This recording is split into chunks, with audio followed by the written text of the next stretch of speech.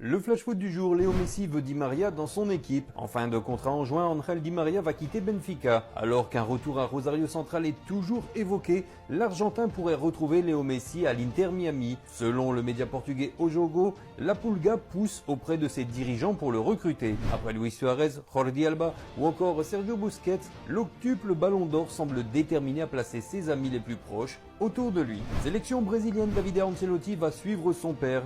Pressenti sur le banc du Rangers FC, il va finalement suivre son père dans son aventure brésilienne. D'après la radio Onda Cero, le technicien de 35 ans attendra pour voler de ses propres ailes puisqu'il va intégrer le staff de la sélection du Brésil jusqu'à la Coupe du Monde 2026. Au Paris Saint-Germain, Luis Enrique pense que la Ligue 1 sera serrée. Si on regarde l'équilibre au sein du championnat, nous avons été bien au-dessus de l'an dernier.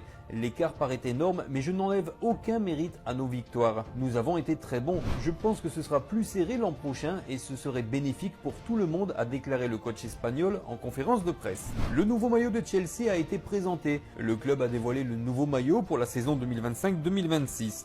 La tunique du club londonien, qui fêtera ses 120 ans, conserve son bleu traditionnel et laisse apparaître des symboles de l'architecture de la capitale anglaise. Au Real Madrid, Dean Huijsen, le transfert est bouclé. Comme annoncé ces derniers jours dans Flash Foot, le club madrilène finalisait le transfert du défenseur central de Bournemouth. Plusieurs médias étrangers affirment que l'opération est désormais bouclée. L'international espagnol passe actuellement sa visite médicale et signera un contrat de 5 ans. Il sera ainsi lié au merengue jusqu'en 2030. De son côté, la Casablanca va payer 58 millions d'euros, soit le montant de la clause libératoire du joueur. Au FC Barcelone, Laporta va se représenter en 2026. Nous avons obtenu les résultats escomptés. Pensez à notre parcours et à notre situation actuelle. Nous redressons le club financièrement. Cela me donne de la force et me convainc que nous réussissons bien ce que nous faisons.